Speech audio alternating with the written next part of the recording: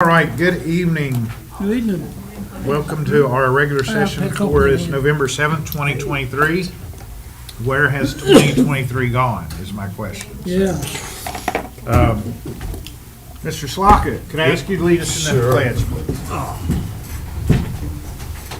I pledge allegiance to the flag of the United States of America and to the republic for which it stands, one nation, under God, indivisible, with liberty and justice for all. All right, thank you, Mr. Slockett. Thank you, board members. Let the record reflect all board members are present this evening with no public delegations or comments. So we'll get right into our 1000 series and Ms. Kincaid Cloud. Good afternoon, everybody. Afternoon. So I have for you, as we're passing our papers forward, the new scorecard, report card. I think we call this the scorecard. That has our finance information on the top, and then, of course, our academic information on the back. This has 3 months' worth of data. The directors have been working very hard to make sure I have this information.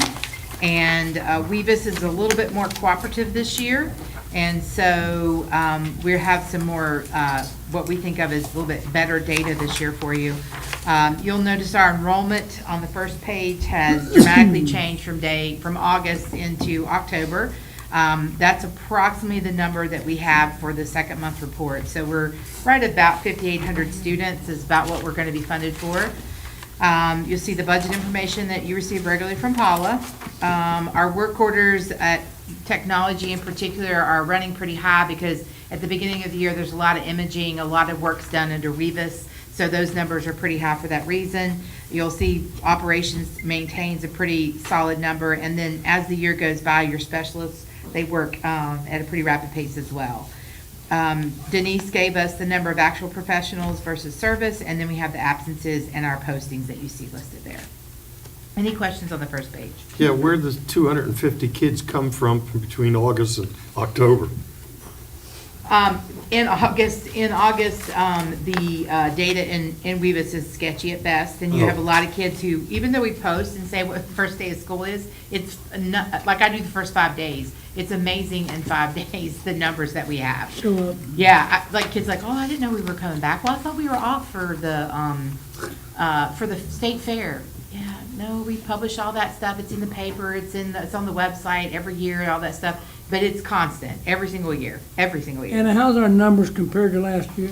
They're pretty consistent. I mean, we're not much above or below from last year. About 210-ish or so are virtual. So we haven't lost that many this year to those other educational opportunities that the legislature was given. No, but What, as you the being year goes, politically correct? yeah, Yes. yes. Those things will trickle away, I believe. I think part of the issue is, if you recall when I showed you the report card, those other educational opportunities are not very successful at this point. And so their data on the state website is not so great, so, Do we have a number of homeschooled children in Yes. Fayette County? yes. Can just be interested to see that Yes. and year over year if we've seen any Sure. significant changes. Sure, we absolutely can. We have the new Weavis system does allow us to run those reports, so they're much, there are some things that are nice I right will now. I will add So- that number to the November 27th work session. Hey, Anna, so are you? Well, can you add your? I'm sorry, go ahead. Go ahead. Are you the opinion, Mr. Hogan, both of you, that the other educational opportunities have not impacted Fayette County like some other areas may have got impacted? Yes, I would say, number one, not having a charter school physically setting in your county is one perk. I think the other thing is where we see the biggest impact is with people who are running from truancy, which is to be expected. Sure. But I think the larger concern or impact would be, the Anna Kincaid Kleins who decide they're disgruntled with our public school system and decide to go other places. Things would be better. Yes, grass is always greener someplace else. I think we've had, over the years, we've had homeschooling that kind of goes up and down and up and down. And again, some of that's people running from truancy. Others is just choices people have made. But I don't think there's a lot of people who are yet to the point where they recognize that these options are there for them. And so that's the other thing. I think over the next couple years, that's when we're gonna see that fight that we're gonna have, that we're gonna have to be the best man on the block. Here's the only frustrating thing, and I would rather have Cynthia say this, I'm calling her back there without warning.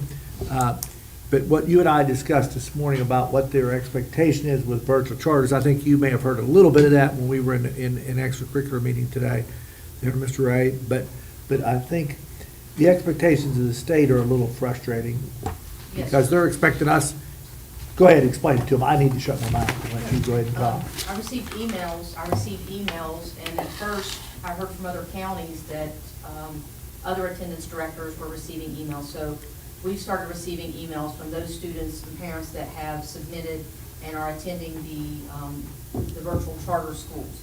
They send 10-day letters, as we do as well, but at 10 days, they begin the disenrollment process. At 20, they automatically disenroll that student from school. So, just as Ms. Kincaid-Klein said, those students that are running from truancy in public school, they'll leave and they'll go to this charter school thinking that things are just going to be greener and that the accountability is not there. But then when they are disenrolled, they contact the county attendance director, which is myself, and to go after these kids and to get them to find out what they're doing. And During the charter school's business. Yes. Let me, and you may have shared this, and it may have been shared before, and I always use the excuse, I'm getting older and forget. But once a student chooses to go, let's say virtual charter, yes. does the state give them the charter school the full amount of money up front, or do we, if you say, when someone comes back to us after a month or two in charter, do we not get that funding for them? So Paula, who was reading, not listening, didn't hear that, I don't think. The question about charter schools, the first year, if I recall correctly, they gave them, I think they gave them the money up front. If you remember, in this past year's budget, they altered that. When they're first put into place, they let them settle up. So there's one new school that they're gonna let settle up, but we don't have any children in it right now. So our numbers should be the same. But, the ones, the charter schools that were existing that we paid for last year, they get their money the same way we get our money this year based on their October child count. But okay, after October, if they kick that student out, say November the 1st, They keep it. they keep the money, we just gotta swallow it no matter what, and buckle up and do it. Yes, sir. But we gotta take them back, don't we? Yes, sir. We have no choice. Yeah, we don't have a choice. You know, I would just say, it may be out of line for me to say this, but if they're a public charter and we're a public school, there are rules that apply to both, and I think our attorneys need to start discussing that. I was getting ready to say the same Yeah, I mean, thing we because- both, like, to say that we have to, they have to, if they're a private school, if there are certain rules, of course, that apply to charter schools, but they're both public entities. And public entities can deny referral, we can deny enrollment for certain things, just like they can deny enrollment for certain things. And I think there's some attorney workings that are gonna happen in the near future. There's some things that we need to talk about. So those schools, it's like some private schools, I'm not gonna, but if a kid does a minimal thing, they'd put them out, possibly send them back to public school. Yeah. we So would have to charter take 'em. schools don't have that luxury to do that? Well, they're a public school. They're still public school, and I And think then They're ask a question. apparently doing it, but the question is, do they have the right to that's do it? correct. And That's you my go- We're question. gonna find out more about that, I hope. I mean, to me, it's a question to be really kind of pushing. If they're a public school receiving public funds, unless it's explicitly in that charter, then they shouldn't be able to just randomly say no. They don't have that, what depends on the charter. But if their charter doesn't allow them to have some exception or reason, then they're a public school just like we are. And they should have to have a reason Should to have to, say no. yes. Yes, just like we Now, do. do charter schools have the special ed students, do we know? They offer special ed services? Some You know- do, some do, Some do. yeah. I mean, they can. I've seen some reports where some have accepted special I haven't education seen, students. they have a special ed program for them. Okay. Yeah, I don't know how many do that, or what the ratio is, but I have seen some reports, That's good to know. which shocked me, but yes. Thank you, I'm sorry. You're welcome. The next page is your academic achievement. I put some data down. I added that chronic absent rate. You'll notice that over the last 3 months that we are seeing an increase in our chronic absent rate. I can tell you that we're all working on that. Mrs. Hedrick and I were talking about this earlier today, actually, but she has already put some things in place. Of course, we have some homeschool or home visits occurring, but that number is starting to creep up. Also, that's our attendance rate at the top. And then the dropouts, I remember I told you the dropout number is going to increase. So I put 22, which is actually what we ended on last year. We ended on 20 when I presented it, but there's some kids that dropped out over the summer. So we're sitting at 22, so we're already halfway there. And again, we are probably gonna pop over this number. I'm not expecting to have the beautiful dropout rate, but I am anticipating as those kids drop out, then your attendance rates will climb, they'll go up. So I'm rolling the dice that the attendance is gonna improve as we go, but we're gonna have higher dropouts. And why is that? Because whenever a kid that wants to drop out, but we haven't allowed them to drop, or they haven't come to They drop just don't out, come they're to not school. coming to school. So they are absent okay. every single day. So when Okay, we I got pull them, we get to go back to their date and then flush that out. Yeah, it's a game, as I've said before. but- So explain to us again the chronic absent rate formula, how we So- get to that, and is it a year end that we're graded on, our Yes. accountability results? Yes, the chronic absent rate is actually the component that that attendance rate we look at the top is important, but it's actually missing that magical 18 days. So 10%, 18 days, if you miss day 18, we've lost their point for our accountability purposes. So those are the unexcused absences that are, except for the 3, level 3, 4 violations of the code of conduct, bus didn't run and the student died. Those are the only 3 exceptions. So everything else counts against us, doctor's notes, all that sort of stuff. So in this number, the chronic absent rate, it does include, it's not, that number is a higher number because it's talking about the absences that are sitting there. So when we get to the end of the year, the number is going to be smaller because they turn in excuses at different times, and when they turn in an excuse, that brings that number down. Because those excuses will help us in the number I'm reporting, but for our accountability purposes, it's only those 3 reasons that attendance works. Remember, attendance has different fields. That's what's frustrating about attendance. There's walking across the street, and she has to file a petition against you, sitting in the classroom, you get to go to a field trip or not, and then, accountability purposes, which is very limited on excuses, so that we're saying it's super important for you to be in school, so. So in October, chronic absentee rate was 24%. So a quarter of our kids Yep. in Fayette County aren't coming to school. That is correct. Is that September 20% probably reflect the same students? A lot of the same students in October? Yes, So- yes. So is that 18 days have been missed by 24% of our students? No, it can be, that number can be at 10 days, because remember, at 10 days, you are truant. Right. So when we run the report, we can even see you, it's even marking you at 5 days, because your first contact should be like 3 days, then 5 Right. days. So 5 days is the big marker, then 10 days is our next So marker. not 24%, I think 24% did not miss 18 days. Right. Yeah, we're not, yes, 24% may have missed 5 days. Okay. yes, gotcha. yes. Because if you're 24% at 18 days already, then we'll never recover, right? Because you've hit Yeah, over well, you 10%. lose those points, that's correct, Yeah. yes. So we've had 1,450 kids miss at least 5 days. That's what you're telling me. Oh, my God. Yeah, kids miss a lot. I mean, that's why it's one of our big goals. I mean, it's the reason why we still are reporting graduation and suspension, but we've flipped back up to attendance, because remember, 2 years in a row, our attendance rates have not been good. And we talked about this. There's, like the test at the end of the year and at the semester.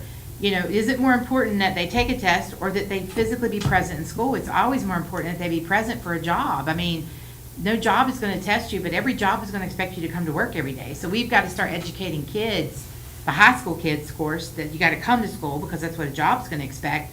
And then we talked about New River Primary. I mean, their rate was 50% last year. It was 49 something. Those kids don't have a choice. Mommy and daddy either wake them up and put them on the bus or drive them to school, and they don't. Half of the kids at New River Primary were not present last year.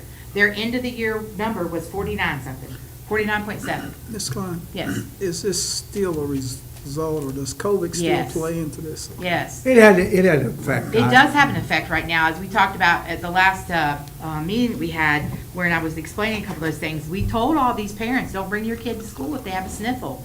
And so we've trained them well. Yeah, Well, and we've experienced Well, what, we need to pink eye, detrain 'em. hands and foot, Yes, all those yes. things. We have quite a few illnesses going around. We've got COVID coming. We've got several schools where we've got some employees that are out due to COVID. Hand, foot, and mouth went around. We had strep go around. We've had several, which is again, very normal for this time of year. The difference is in the past, I think a parent might have kept the kid out for that day if they had a fever, and then they'd send them back. Or, maybe if they were throwing up, they would keep them home. Sometimes they would just send them to school regardless, and they would throw up at school, and then we'd send them home. But we've trained them that if you got a sniffle, if you don't feel well, you should stay home so that you won't spread COVID. I got a question. When we were doing some in school and some out of school during the COVID, whatever we called that, we did all this extra sanitation in the classrooms. And I remember we received comments that extra sanitation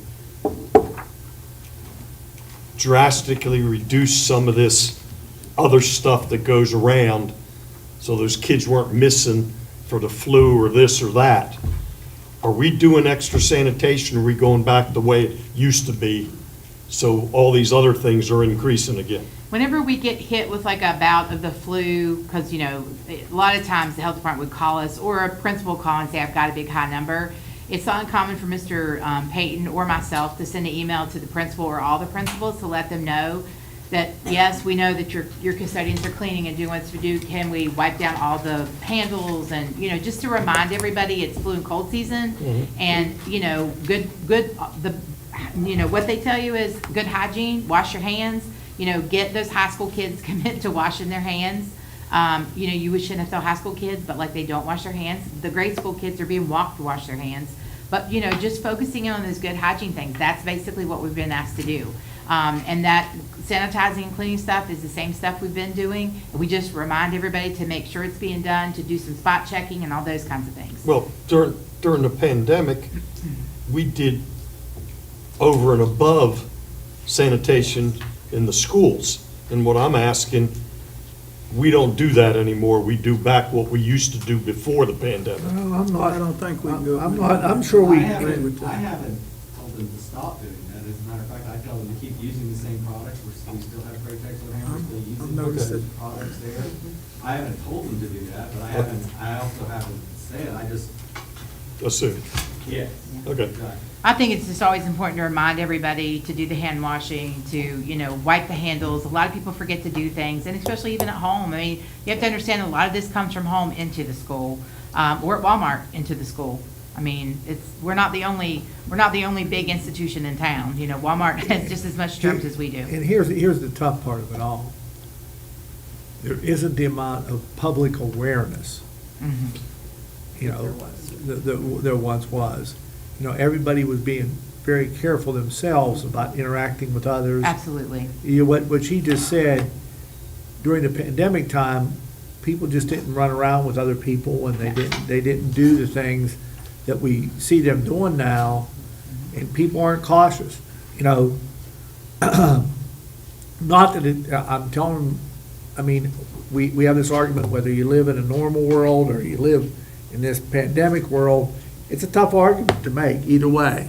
And so people aren't as conscious, they don't, they're going to be out in public and they're going to do the things they do, and that's what causes, I think, are probably a little bit more illness to occur because of that situation. I would also draw your attention down to the dual credit enrollment, FIT enrollment, and AP enrollment. The FIT enrollment was a bit challenging this time to calculate because FIT is its own school now, and it's always been a school, but inside of Weavis is its own school. So it takes its own attendance, it puts its own discipline in. In the past, those were all done at the high school. So they're all enrolled, and I had to literally go in because there wasn't an easy report to find today. But these numbers that you see in those 3 boxes are individual students. So I'm going to go back up to dual credit. There are 2 students taking dual credit courses at Meadowbridge High, but they might be taking multiple dual credit classes. And so at Midland Trail, there are 40 students taking dual credit enrollments, but they could be taking, 10 of them might be taking 3 dual credits, and 2 of them might be taking 2, and so forth. So these are individual students taking those courses. And same thing with FIT, and then the AP enrollment listed down at the bottom there. So there's a report now I can run, and I did the report numbers for FIT was accurate, so I haven't double checked to see how closely this was to the numbers for dual credit and AP, but that's my next, life when I have some more spare time and I can do that. I'm going to double check those numbers. But they at least to have a couple more reports that weren't there last year. I had to literally hand count some things last year, so I wasn't as comfortable with the numbers. The only disappointing part about this particular document, again, remember that those 2 students at Meadowbridge, there's actually 18 students at Meadowbridge enrolled in either dual credit or AP. So one of those 2 that are listed or those 2 kids listed in dual credit also are taking AP classes. So, so we don't get double dipped for them. We only, like if they pass the AP exam, we get a point for them, or if they make that A, B, or C in the dual credit, we get a point for them, but we don't get 2 points for them. We so should. So, those numbers look pretty good. They're fairly comparable, from compared to last year. Out-of-school suspensions, disciplinary referrals are there, as you can see, and then I did put the 2 sets of numbers, and we will have beginning of the year data. I didn't place it in there for October because Mrs. Dooley hasn't presented to you yet, but we have that ready. Are you surprised to see the numbers in AP? They're pretty high, really, especially with Meadowbridge and Midland Trail compared to your dual credit classes. Which is more beneficial for these students? Well, we have to offer, remember I told you in 2510, we're required to offer. Yes. You have to offer this for. I understand that. And I think several of those programs in different schools are just very popular. Like, for example, we've had AP Literature or AP Language in most of those schools for a very long time. I know particularly at Meadowbridge High and Oak Hill High, those have been very successful programs. So a couple of them are successful, and again, from the parental side, I mean, I can just speak for my own self. My daughter's sitting in an AP class at Oak Hill. She didn't really want to take that class, but her mother didn't really give her a choice. It's extremely beneficial because it's a very rigorous class, so it gets her ready You don't for get the credit for it. the speed, yes. And if she takes the test and she passes it, she's going to save me a little bit of money. If she doesn't take the test, for whatever reason, that's fine too, but she's going to gain by being in that class. Correct. She's also one of the kids, I'm hoping she's I'm banking on her to score you a point. She's in all 3 categories. She is a dual credit kid. She has 2 dual credit classes. So again, if she gets an A, B, or C in those classes, and so far she's scored you a point there, she will score a point. But if she doesn't take that AP test or she doesn't pass the AP exam, you still earn a point, and she will be a completer for FIT through Oak Hill through the aerospace program. So You get a credit if they take the test? they could, if she takes You the gotta pass test it. and passes it, we get a point for her, but we just don't get those double points. So she doesn't get 3 points because she's in all 3. She may not score 3 points for you, but If she passes one of them, you still get the point? you only get 1 point. She's 1 kid, 1 point, even Okay, if she but does all 3 things. Say she got 3 AP classes, or Yep. 2. Yep, only 1. If she doesn't pass one test, passes the other, still get the point. That's correct. Okay. That is very correct. That's Here we why, are talking about points. yeah, I know. Unbelievable. I know. The good news is if they pass an AP exam, depending on how many points they collect and their college that they want to go to, that it can weigh anywhere from 3 to 9 hours. So, chemistry, for example, a 6 or, not a 6, a 5 on the chemistry exam might weigh 9 hours of chemistry. You could have, 3, 6, or 9 hours of English weighed by taking the AP class. The dual credit class saves you a lot of money. You only have to pay, I think like $75, or it's a very low amount for each of the credit hours. So you're paying way less on that class than what you're going to pay when you send them off to college. Sure. So they're both great deals. And because you're having both the high school teacher and the college teacher that are working together in those dual credit classes. You recall off the top of your head, I'm asking a lot, the percentage of our kids that passed the AP exam last year? It's not a very high number. I didn't think it was. We have a teacher at Oak Hill High who passed 100% of her kids.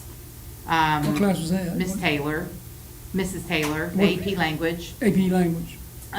Vicki Lickletter years ago did 100%. All the years I've done it, those are the only 2 teachers who've ever done that.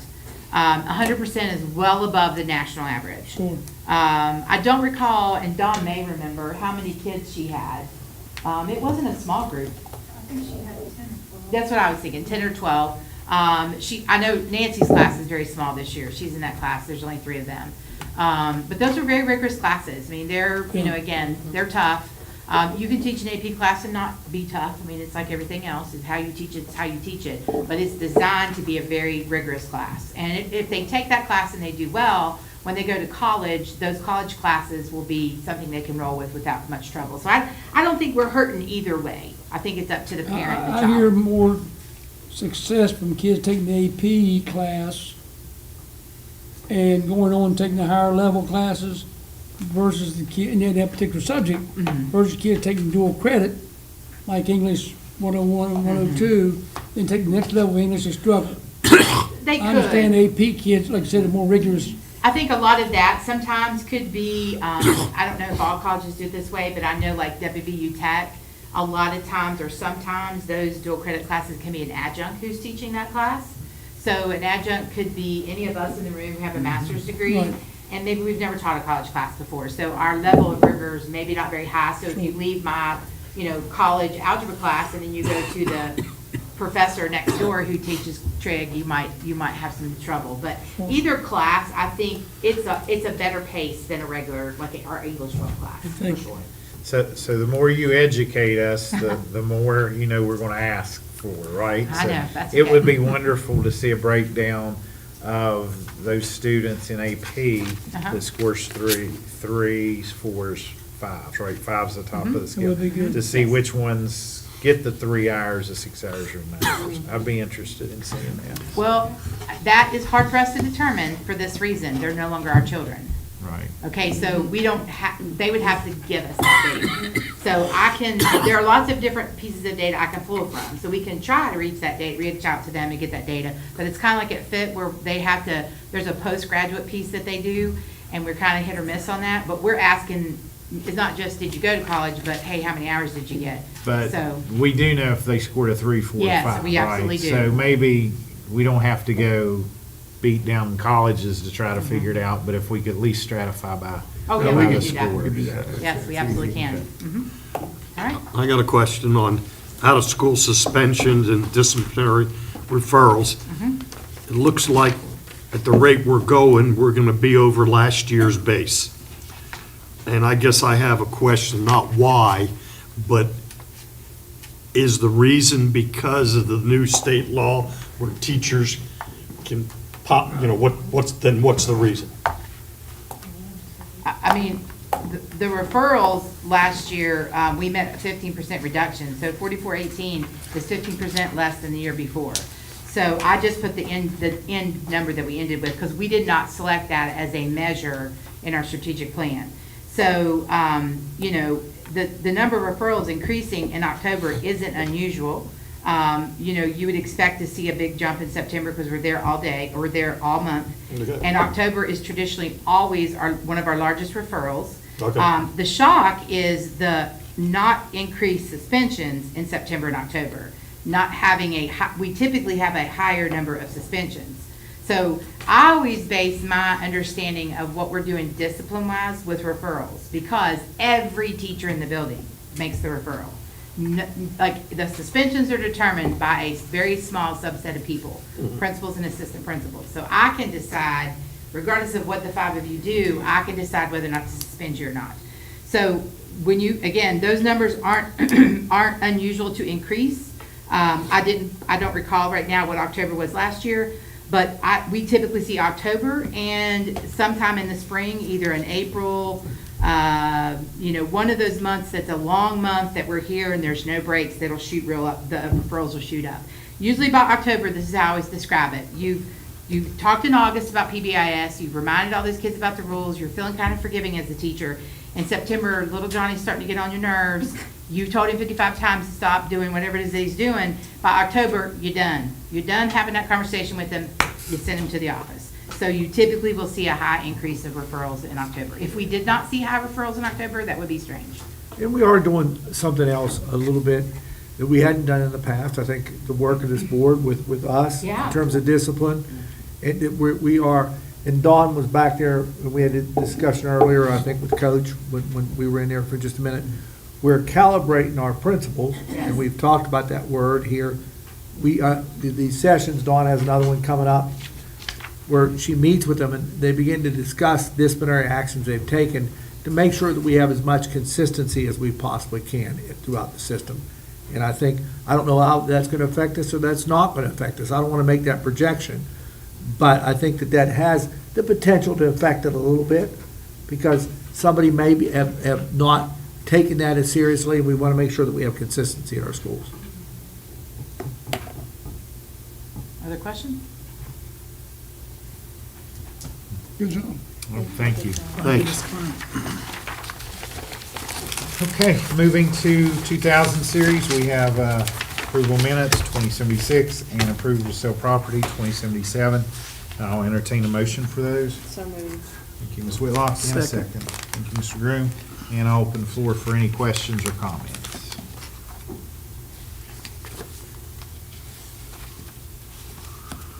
No questions or comments. Tim, any comments on the property? So, the 10th of an acre, it's overgrown, it's got 5 or 6 old automobiles sitting on it. I don't even know that the school was ever really built on it. I'm still looking at that, but there's nothing there other than junk.